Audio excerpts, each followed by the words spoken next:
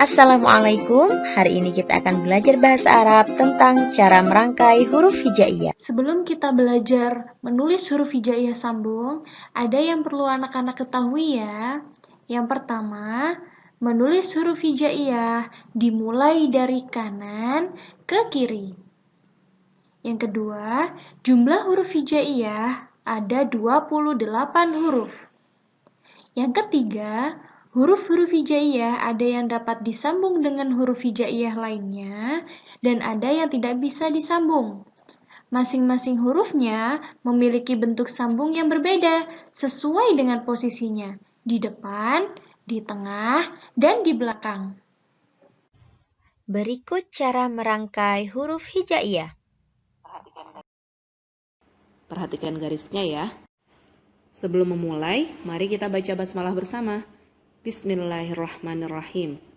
Untuk huruf yang pertama yaitu huruf ba. Tuliskan ba, bi, bu secara sambung. Titik huruf ba terletak di bawah tengah, namun ketika ia disambung, berada di awal dan tengah, maka titiknya di bawah tanduk. Selanjutnya huruf ta. Ta, ti, tu. Tak sambung ketika di awal kata atau di tengah kata, titiknya berada di atas tanduk.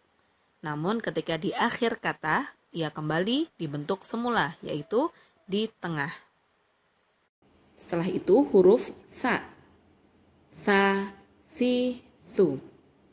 Hampir mirip ba, ta, sa, hanya berbeda di titiknya saja. Semua berada di atas garis. Titik huruf ta juga demikian. Jika di awal kata atau di tengah kata, titiknya berada di atas tanduk. Namun ketika di akhir kata, ia kembali dibentuk semula, yaitu di tengah. Selanjutnya huruf jim. Ja, ji, ju. Jika di awal dan di tengah, ia berada di atas garis, dan di akhir akan muncul perutnya lagi. Sama dengan huruf ha. Ha, hi, hu. Begitu juga dengan huruf kho. Kho, khi, khu. Selanjutnya adalah huruf sin. Tuliskan sa, si, su. Huruf ketika di awal dan di tengah, maka ia tidak ada perutnya. Perutnya hilang. Namun ketika dia di akhir akan muncul kembali. Seperti halnya jim tadi. Selanjutnya adalah huruf shin. Bedanya hanya ada di titiknya saja. Sama di awal dan di tengah dia perutnya hilang. Sha, shi, shu. Selanjutnya huruf swad. Swa, swi, su. Hampir sama. Huruf dot. Do, di, du. Huruf to, ti, tu, semua berada di atas garis. Entah itu di awal, di tengah, ataupun di akhir. Sama dengan huruf zo. Zo, zi, zu. Juga begitu. Selanjutnya adalah huruf ain. A, ri, u. Ketika di awal dan di tengah tidak ada perutnya dan terletak di atas garis, dan ketika di akhir ia berbeda bentuk dengan ketika di awal dan di tengah. Seperti itu. Selanjutnya ghoin.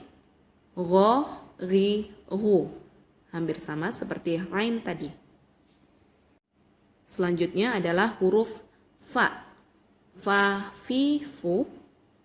Semuanya berada di atas garis. Setelah fa ada huruf qaf, hampir mirip, namun agak sedikit berbeda. Q, qi, qu. Ketika di awal dan di tengah, ia berada di atas garis.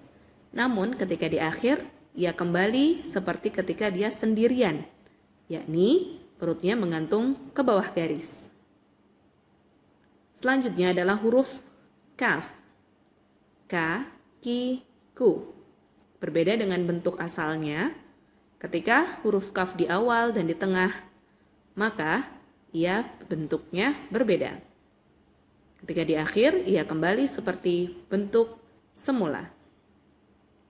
Begitu pula dengan huruf lam, yang biasanya ia menggantung ke bawah, la, li, lu. Selanjutnya huruf mim, ma, mimu. Di awal dan di tengah dia di atas garis, dan di akhir ia kembali ke bentuk semula. Selanjutnya adalah huruf nun, na, ni, nu, yang biasanya sebagiannya menggantung ke bawah, namun ketika dirangkai di awal dan di tengah, ia berada di atas garis. Namun ketika di akhir, ia akan muncul seperti bentuk semula. Selanjutnya, huruf apa anak-anak? Ya, benar, huruf ha. Ha, hi, hu. Bentuk ketika dirangkai di awal, di tengah, dan di akhir, ia sangat berbeda. Beginilah bentuknya. Selanjutnya adalah huruf ya. Ketika ia sendirian, sebagian berada di bawah garis. Namun ketika dirangkai di awal dan di tengah, ia berada di atas garis, kecuali titiknya ya. Kemudian, adakah yang mau perhatikan? Huruf apa saja ya yang belum Ustazah sebutkan? Nah, ada 6 huruf yang belum Ustazah sebutkan, yaitu huruf alif, dal, zal, ro, zai, dan waw. Itu adalah huruf egois.